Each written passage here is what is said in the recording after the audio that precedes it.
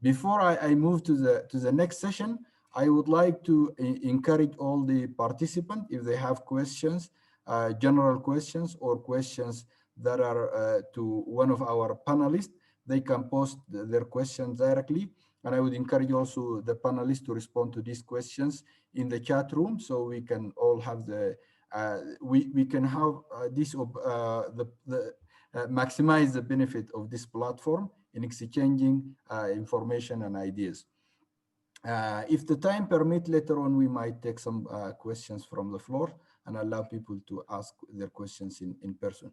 Now, please allow me to move to some of our directors of the National Med Services, directors or the representative here.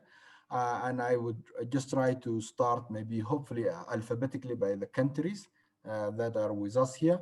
So with us, Djibouti, Mr. Mohammed Ismail Noor, the Director General of Djibouti National Meteorological Agency.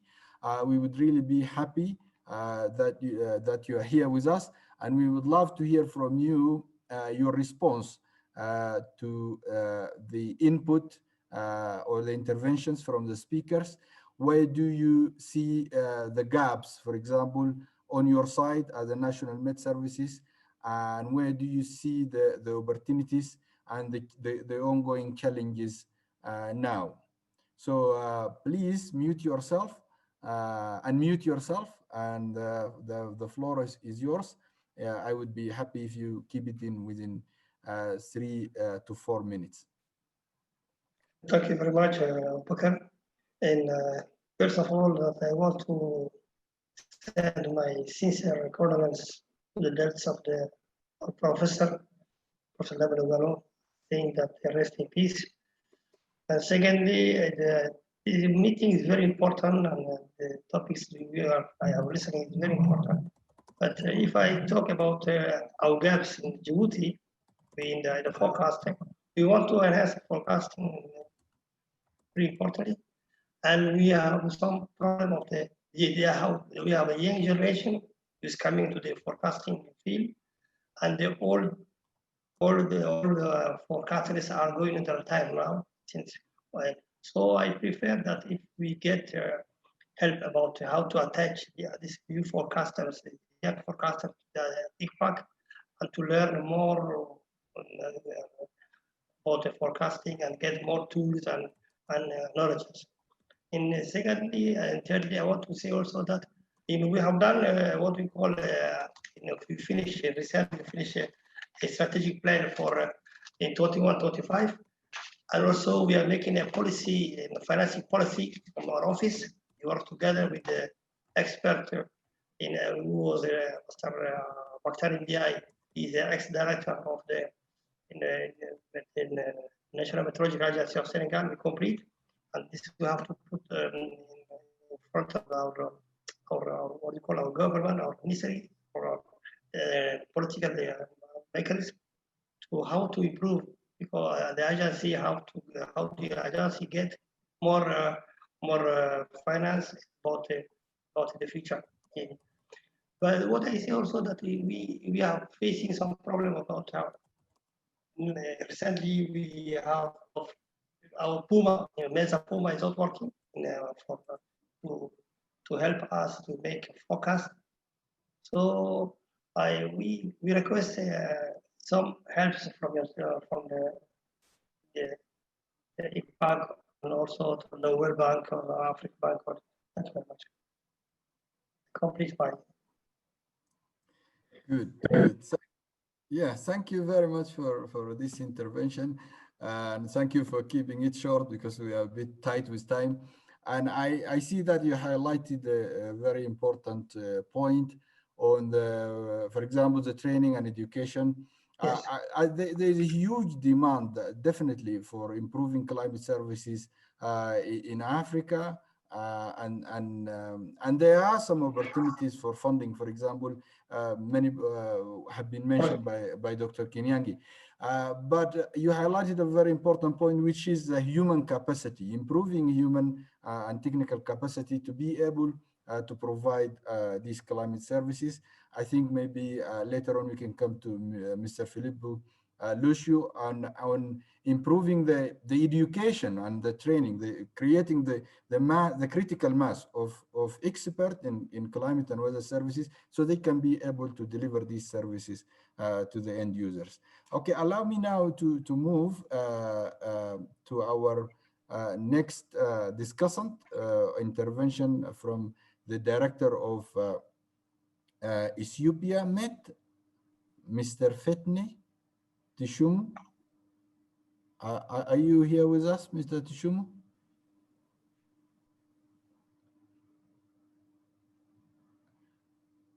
Okay, if we don't have it for now, I would move to Director of Rwanda Met, Ms. Emabal Gahigi. So if you are hearing me, could you please unmute yourself, and we would be happy to hear from you about the intervention or the presentations from our speakers. What do you see in terms of gaps in climate services in your own country, for example? What are the opportunities and the challenges to you? And how do you think we can work in a collaborative way at regional and international scales in tackling these challenges? Thank you very much, moderator. And then first of all, I'd like to thank you very much for the organizing this webinar, this important webinar on the future of the climate services in East Africa. And my sincere condolences to the entire family of meteorologists due to the passing of our professor. Personally, has been my, as a graduate from the University of Nairobi, I had the chance to pass through his hand during my studies. And regarding this webinar, in Rwanda, we are very happy to participate in this kind of webinar due to, first, I would like to highlight some achievements which can thus guide us even at regional level to find out the gaps, even other opportunities, in order to foresee how it can be, how we can just plan depending of the demand, the increasing demand from different sectors. I can just use some example on regarding some achievements on the climate services. Like in Rwanda, we had the opportunity through the project to enhancing national climate services INAT approach, and then where Meteo Rwanda had to get graded data. We have, due to our history, we had a huge gap in our data, which was having an impact on the product for climate services. Through that that INAT, we managed in a collaboration with the International Research Institute for Climate and Society to have graded data, and we're able to fill in the gap of meteorological data from almost for 10 years. This is a good example for where we are coming from, and then we can just find out how we can just plan where we can just head to. From a particular, the other opportunity like regional project, we are just collaborating with our other national meteorological services. And particularly for this webinar, I would like to emphasize on the gap we do have in technical capacity regarding the meteorologists, where we need, there is an increase, a demand of how we can just be more proactive regarding respect to manipulate the numerical weather prediction models and particularly where we need external support, financially or even technically. I can just take this opportunity to appreciate the support from our sister institutions and then other global centers or research institutes. But we still need more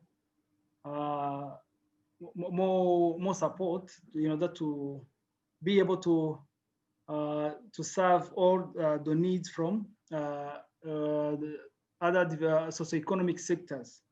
Without taking too long, I would like to thank the organizer for this opportunity, and we will be exchanging through our usual communication channels, and hopefully we are going to get all the presentation. Thank you very much. Thank you very much, Mr. Gahigi. I am very much pleased for your contribution and intervention. And for sure, we would definitely summarize the input from all our speakers and all the material from this important webinar. And we would be happy to share it with the National Med Services and all those who are interested in receiving these informations. Okay, I will move now to, I cannot see Mr. Fitni from the Director General of the National Meteorological Services of Ethiopia.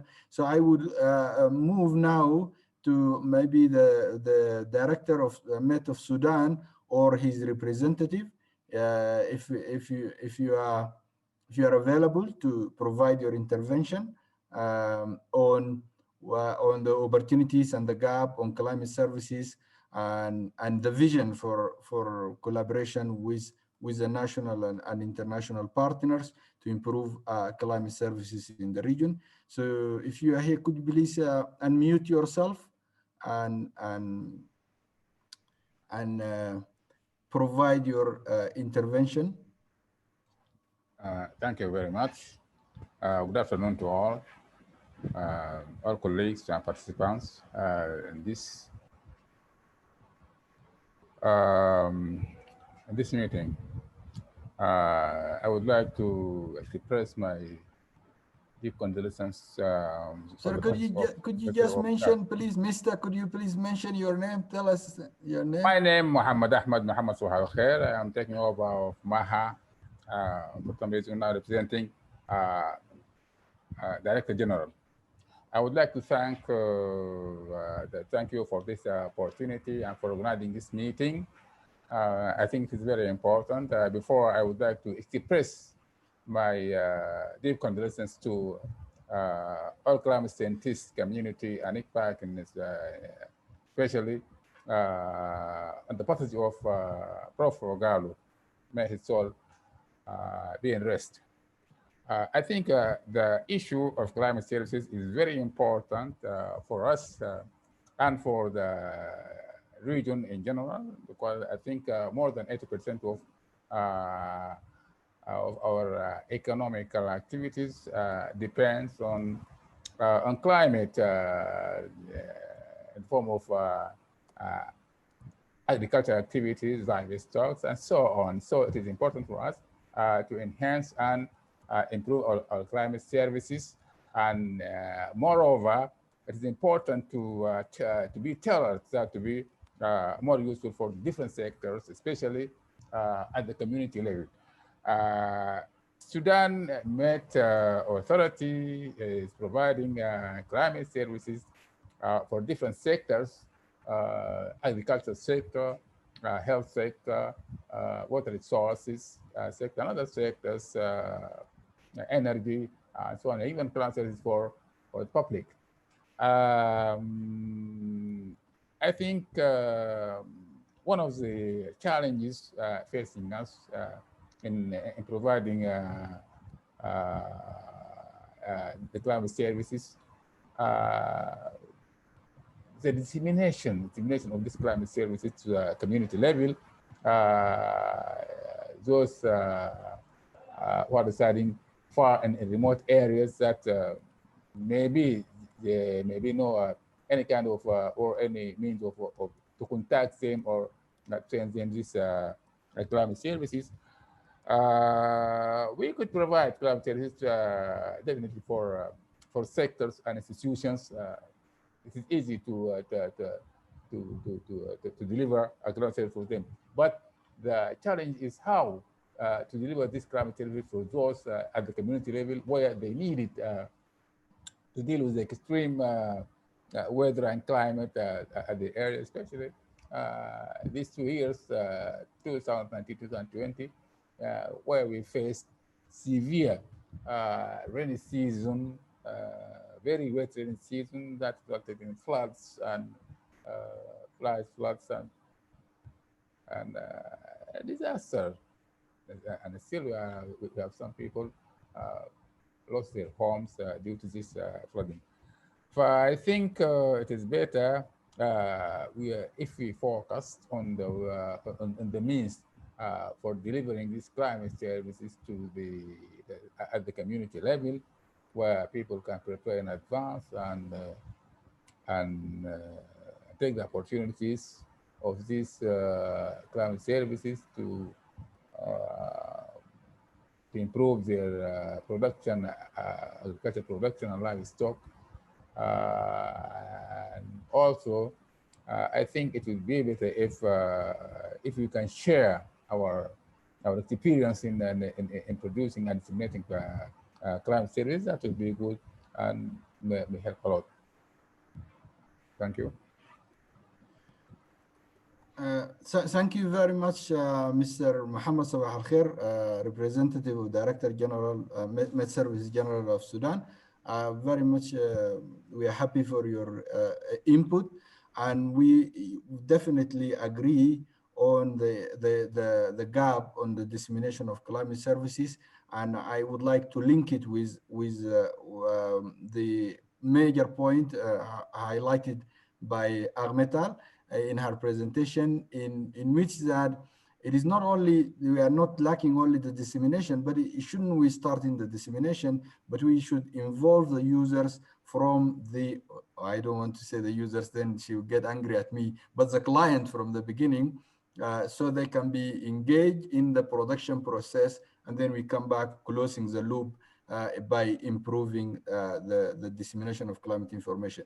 So I would now like to invite Mr. Zakaria Aseru, who's the program managers of climate diagnostic and services at ICPAC, to give us maybe his perspective, or from his regional perspective, on the gaps and challenges that can help us to improve climate services in the region. And then I would be delighted to invite Fiona Percy. She is a senior climate services and climate change expert for CARE International. She worked here for Kenya, Kenya.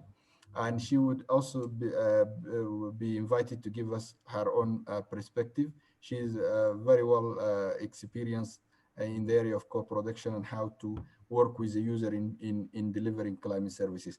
But for now, I would leave the floor to Mr. Zakaria Aseru to give us a regional perspective on collaboration to close the gaps in climate services. Thank you very much, Dr. Abubakar.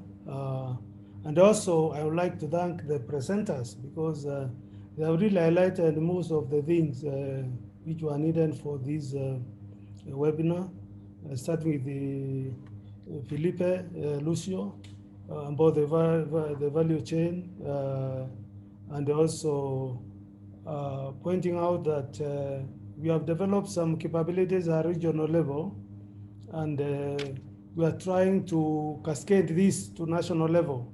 For example,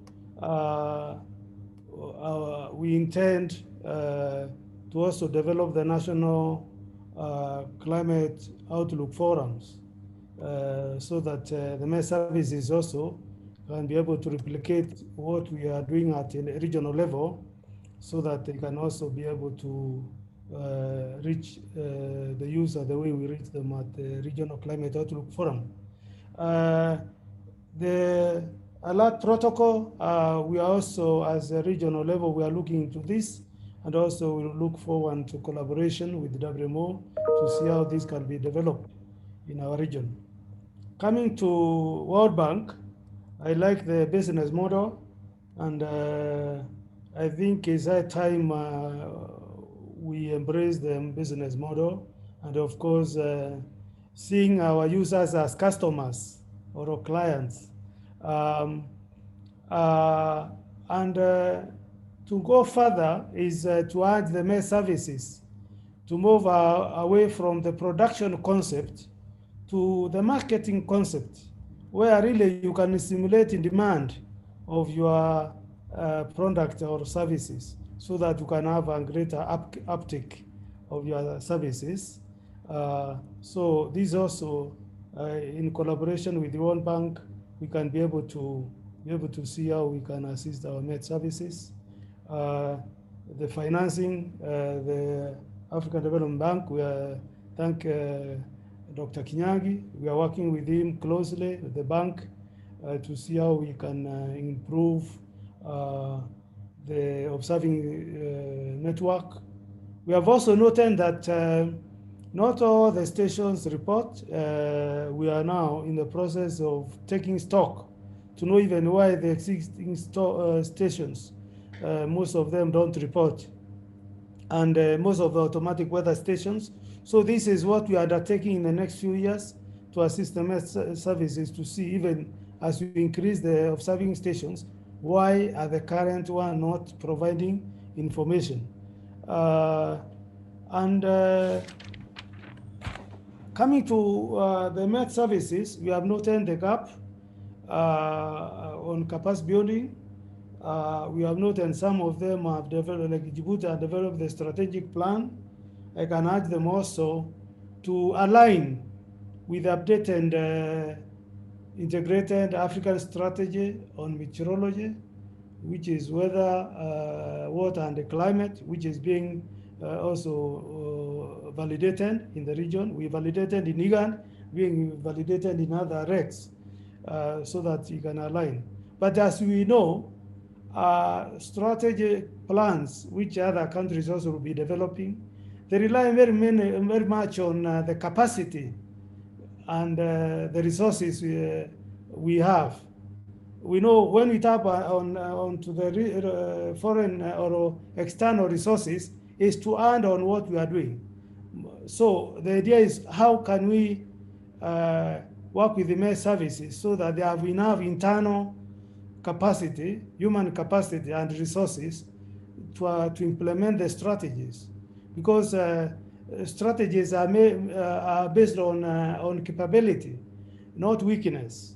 So we will be talking much more. And one way we think about this is if we can be able to demonstrate, which we will be working with the MED services, the impacts of the service we are providing. How can we influence the decision and policy makers? That's what we should do, so that with the visibility, the government can be able to increase funding to MED services, because it's not lack of resources. You can see government in our region fund other sectors more than MED services. It is visibility, which will work in collaboration with the WMO, and then we demonstrate how to what we do, what MED services or climate services we offer, influence policy and in decision making. And of course, then we can go to external funding as a strategic partnership to add on the gaps so that we can be able to move forward. Then, of course, we will continue building capacity of MED services as we have done before, but also we need to work with the MED services to see how the knowledge management, the capacity which has been built, we should not allow people to retire before they pass on this knowledge to the young generation, the way Dr. and Mr. Nuru is saying. So we need to work on, when we have training for trainers, to ensure that they actually pass the training, what they have learned to the other people. And when people are retiring, we make sure that they transfer the knowledge. Otherwise, we will be on capacity forever. And so we need to see how we can be able to leverage those who have been trained, how they can train others. But of course, we will still continue to attach the National Med Services staff to ICPAC. Then on Rwanda, on this INACT MAPRO, this capacity is there now, even at ICPAC, and we are willing to support the region in maintaining this capacity. Then on stations like Puma, most of them, why they don't work is because if spare parts are not provided after the what you call warranty, the Med Services to be able to provide. In other words, we need to work with the Med Services to own these projects. When the project comes, we need to own so that we work together. How do we sustain what has been achieved our project so that something does not go down after the project ends. So we need to work on sustainability, and I'm happy the African Development Bank also alluded to this. How do we help on the sustainability?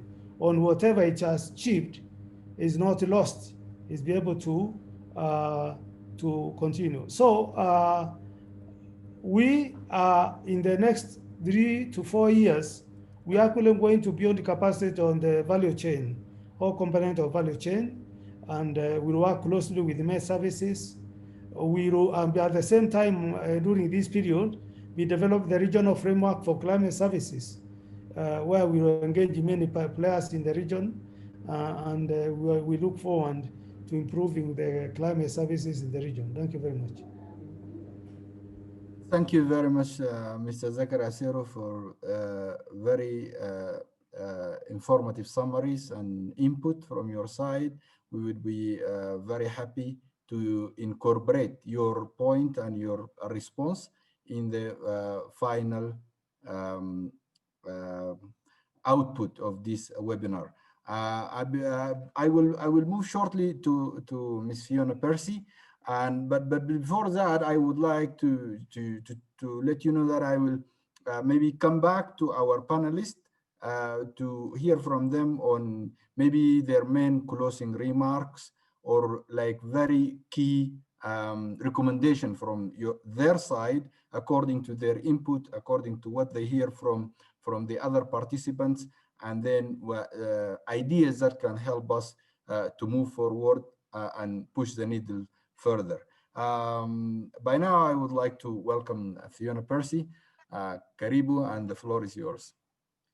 Okay, thanks very much. Thanks, Abubakar. It's a pleasure to be asked to speak. Thank you. I'd like to say a big thank you also to the panelists. As always, Felipe and Aram and James have lots of words of wisdom for us and new information that we need, and really great to hear the responses back from within the region. As you mentioned, I'm based here in Nairobi. I've been working with the WISER ICPAC support program together with the ICPAC team. And I just maybe would build straight on to what Zachary said at his last messages at the end around building capacity on the value chain and in the context of the regional framework for climate services and national ICPAC support to developing national frameworks for climate services, which I think are getting some new momentum now with a boost from ICPAC. And one of the things that we've been doing is with ICPAC is building on a WISER co-production manual that was produced by one of the WISER projects, and looking at the guidance WMO have prepared for national frameworks for climate services, how to develop those. We've been elaborating a guide that ICPAC and National Met could use in the region with more practical steps for co-production to climate services, and within each, how to do co-production within each of the steps of the climate service value chain.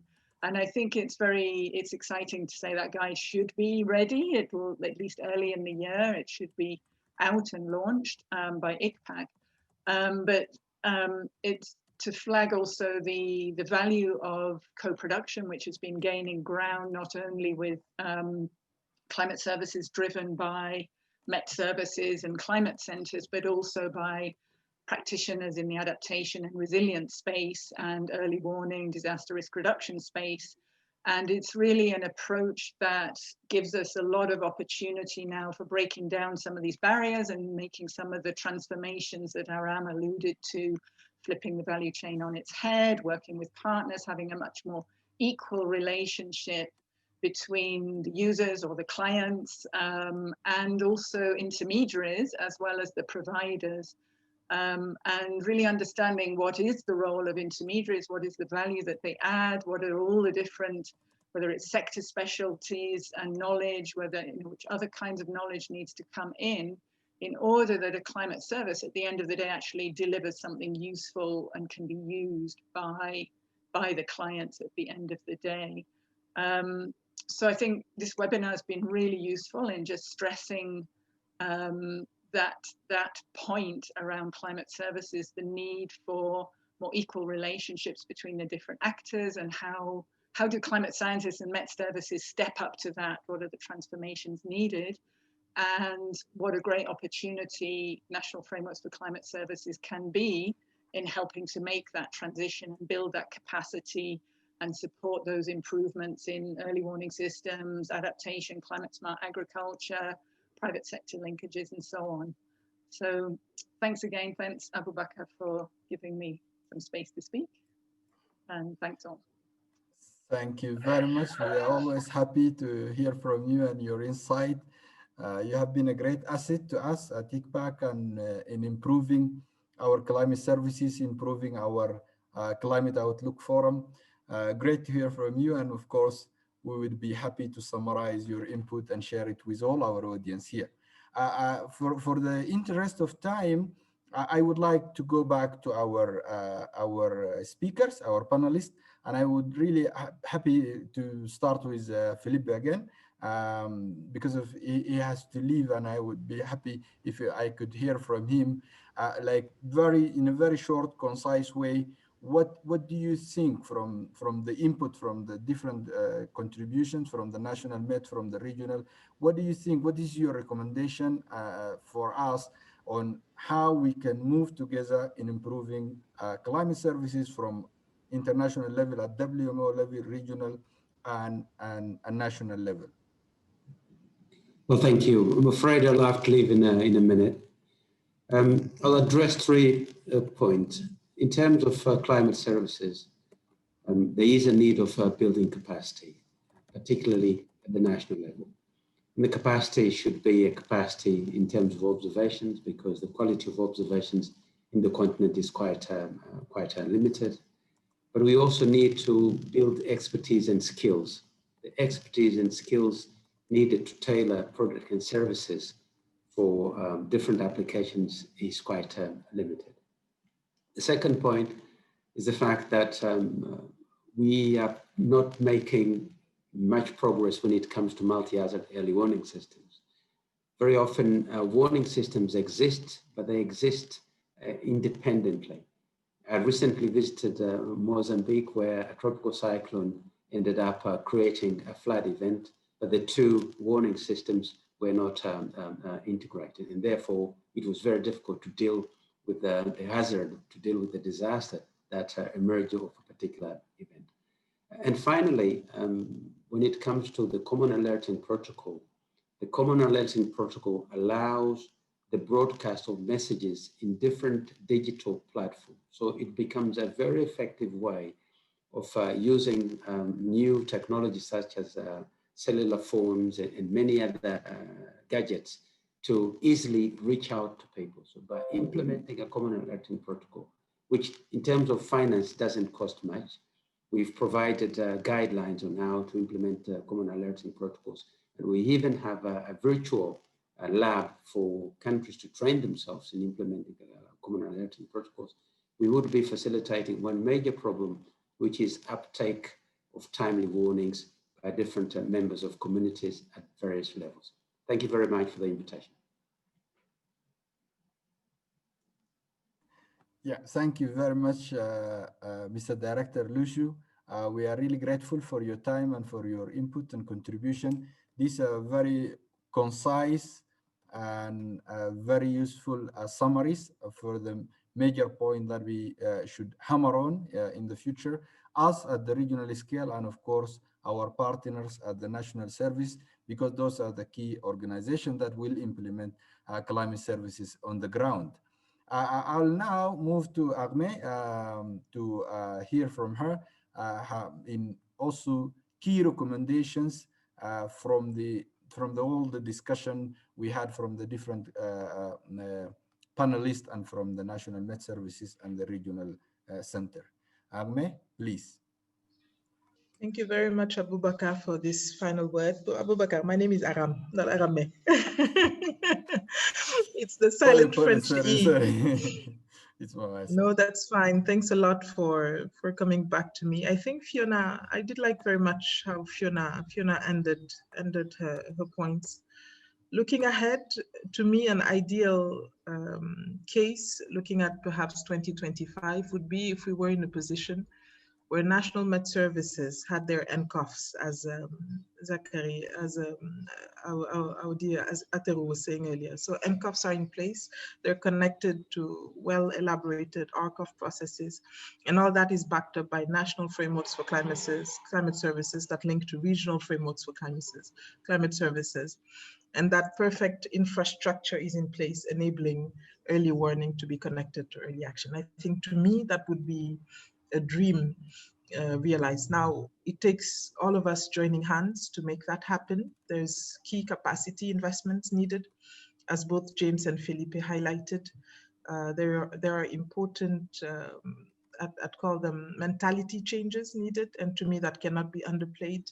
And I'm very enthused to see in the chat many young researchers, university graduates coming onto this sphere. I think we need them. We need them to come and definitely implement that client shift that we discussed, keeping basically decision makers at the center of our practice of climate services delivery. So I'm enthused to see that landscape change and look forward to seeing more of it. But definitely a huge vote of confidence from my side, from the Met Services that spoke. You'll have to keep leading the charge here to ensure that indeed countries have best available climate knowledge at their disposal in making their planning on how to deal with climate change. Climate change is not going away. I'm happy that we finally have the listening ear of politicians, a good 20 years after first sounding the alarm on this. So we need the science at the center. We need all of us on this community to keep raising our voices and saying, start with the science in everything that you plan for. And to be able to do that, we do need that connection, as I said, from the science to the decision-making spheres. And I think many of the initiatives highlighted on this call do just that. So all the power to you, all the best of luck as you keep moving the needle and pushing, the good fight on African climate services, and looking forward to staying connected with many of you going forward. Thanks again, Abubakar. Over to you. Thank you very much, Dr. Tal. So I before I move to James, I just have a question here, and I thought it might be very relevant to you, or you have done some work on it, and I would be happy if you could be kind and answer it. From it's a question from the floor from Zainab Makunan, and the question is: the main problem in climate services is poor communication to the end users. For example, farmers and pastoralists. How could it be improved in the future, integrating the local knowledge and meteorological information? So I've seen you done some work with farmers or reaching out to farmers. Could you just give us in a very short response, how can we reach farmers in the best way, especially local farmers, small-scale farmers?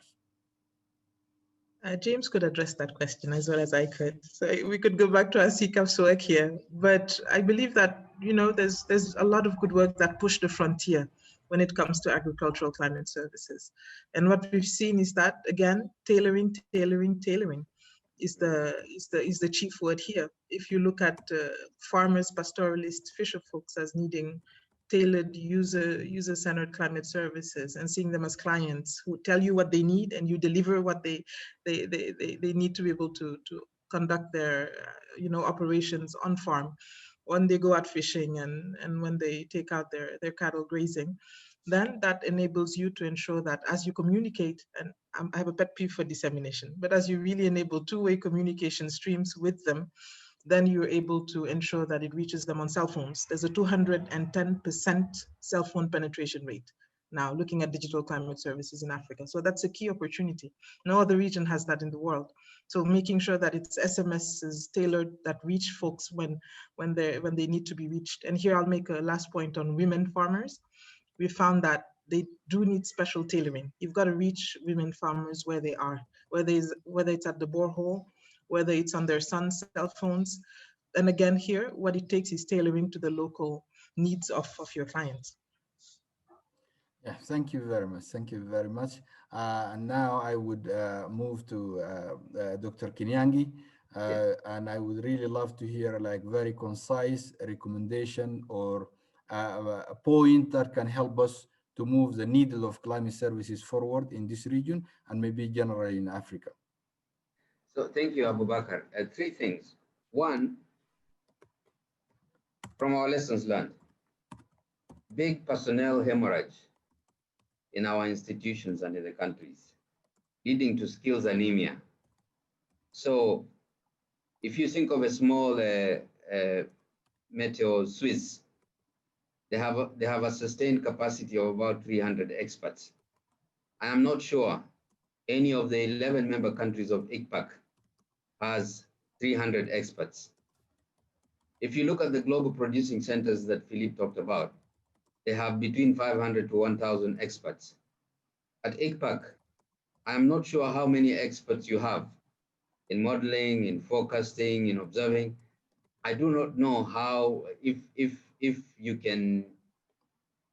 you have 20 or 30 experts. So my point is, our products are going to be only as good as the people who co-create them. And if we don't have the expertise to create our products, no matter how many meetings we have, no matter how many discussions we have about all the fancy products that we could produce and the sectors we can serve, the sectors are huge, I'm going to come to that. I don't think it's going to happen. Secondly, many of you must have heard about these big data platforms. You must have heard about Copernicus. Now with ICPAC and the other regional centers, we are working on installing these regional retransmitting stations in order to have access to satellite data from low polar orbiting satellites. So there is this opportunity for big data. But again, we don't have the expertise to tap into and use products of big data. Third, lastly, Abubakar, Aramtal made the very important point. We need to redefine our user community as clients, because we need to look at the demand side of climate services. I have not seen a deliberate effort within the MET and climate services community to provide that linkage between provision of services and use of services. So when you think about climate-informed agriculture and food security programming, or energy projects, or water and sanitation, or infrastructure, I do not see a deliberate effort where you have the creation of services that serve these communities, because there is a lack of engagement with those different sectors. So going forward, we can work with you, we can work with the countries to really help to provide that linkage to the user sectors. So those 3 points, I think, as of now, Abubakar, is what we could contribute from our side. Thank you. Thank you very much, Dr. Kinyangi, for these very good points that can summarize our way forward, or can work as a guiding stars for us to move forward. I think we came to an end for this webinar. I would really like first to apologize for many of those who maybe couldn't join us for some technical difficulties. We had really huge number of people signed up for this webinar, almost about 500,000 people actually registered for the webinar. But unfortunately, for some technical reasons, some of them couldn't manage, and it also delayed the start of the webinar. So sorry for all those who couldn't manage, and it also put a little bit of pressure on us for responding or accepting questions from the floor because of the interest of time. But all those questions that came, some of them have been responded to through the Q&A function, and some of them we will try our best also to answer them. So please feel free, if you have a burning question, you can reach us through ICPAC, our email, through our website. You will find the function for contacting us, or through our communication at icpac.net. You can send your questions, and we will make sure to answer it if we can, or otherwise we pass it to one of the experts who participated in this meeting, so you can get the answer. I would like to thank very much all our panelists, Dr. Amos Makarau of the Regional Center, the Director of the WMO Regional Center of Africa, Director Philippe Belushu, the Director of the Strategic Office of the WMO in Geneva, Dr. Agmetal from the World Bank. I'm really sorry for pronouncing your name incorrectly. I hope I managed to do my best with that. Polisana, but I will do my best in the future. And of course, Dr. James Kinyangi of the African Development Bank. I would like also to recognize and thank very much the directors from our National Meteorological Services, Mr. Mohammed Ismail Noor from the Director General of Djibouti, and Mr. Fetni Tushmi from the Ethiopian Meteorological Agency. And I'm really sorry that for some technical reason, we lost him during the connection.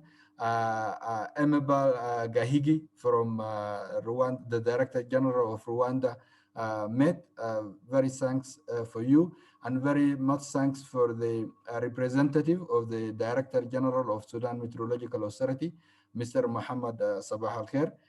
Thanks to Fiona, and thanks to all of you, those who made the time to join us in this very important webinar. We will do our best to summarize all the input from the panelists and from the directors of the National Met Services, and we will share with you our highlight and recommendations and the output of this webinar. And we hope very much that we can work together with WMO, with the World Bank, with the African Development Bank, and with ICPAC, of course, and the National Met Services to fill the gaps and to seize the opportunities that are emerging in the area of climate services. Thank you very much to all of you, and I wish you a very nice and a pleasant evening.